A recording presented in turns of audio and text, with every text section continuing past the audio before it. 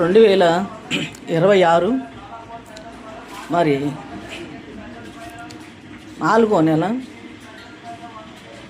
15వ తారీఖు మా తమ్ముడి గారు చనిపోయారండి. మరి కొంచెం అనారోగ్యంతో ఉన్నాడు. ఆయన బాగానే ఉన్నాడు, బాగానే తిరుగుతున్నాడు అండి. తిరుగుతూ ఉన్నాడు. ఒక 4 రోజులు భోజనం చేయలేదండి అబ్బాయి. 4 రోజులు ఆహారం మరి వెళ్ళి మేము చూసి వచ్చాము, మాట్లాడాము. మరి ఆ రోజు కొట్టి తీసుకున్నాను 15వ తారీఖున సాయంకాలం. మా మేనల్లుడు వచ్చి మా అమ్మాయిని ఎక్కించుకెళ్ళాడు. మా అమ్మాయిని తీసుకురమ్మని చెప్పారంట. మా పాపను తీసుకుని వెళ్ళారు.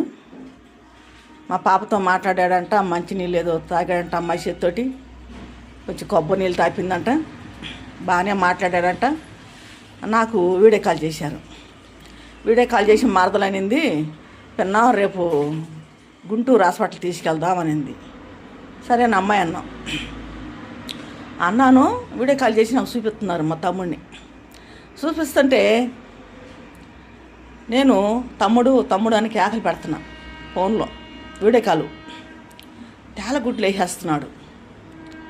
నేను కేకేస్తుంటే అన్నాడు అని తేలగుడ్లు వేసేస్తున్నాడు. ఇంకా తర్వాత వాళ్ళు ఫోన్ పెట్టేశారు. నేను కొట్టు కట్టేసి ఇంటికి వచ్చా. నైటు 9 అయింది. నేను ఇంటికి వచ్చి తలుపు తీస్తున్నాను. నాకు ఫోన్ చేశారు.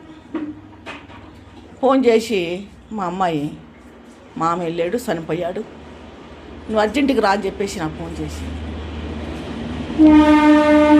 9:30 అయింది. అప్పుడు నేను కొట్టు కట్టేసి ఇంటికి వచ్చేటప్పుడు, కొట్టు కట్టేసేప్పుడే 9 అయింది. నేను ఇంటికి వచ్చాను 9:30 అయింది. తాళం తీశాను. ఫోన్ చేశారు నాకు.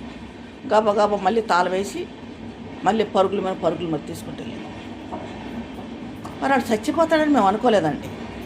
అబ్బాయి 1975లో పుట్టాడు. 75లో పుట్టాడు. నేను 73లో 10వ నెల 4వ తారీఖున పుట్టాను. నేను 73లో నేను పుట్టింది. మా తమ్ముడు పుట్టింది 75లో. మాకెవరికైనా సరే 3 సంవత్సరాల గ్యాప్ అంతే. మొత్తం 6 సంతానం మా అమ్మగారికి. 6లో మరి 3 ఆడవాళ్ళు, 3 మగవాళ్ళు. ఇప్పుడు 2 ఆడవాళ్ళు మిగిలాం. 4 చనిపోయారు. 3 మగవాళ్ళు, 1 ఆడ. 2017లో మా పెద్దక్క చనిపోయింది.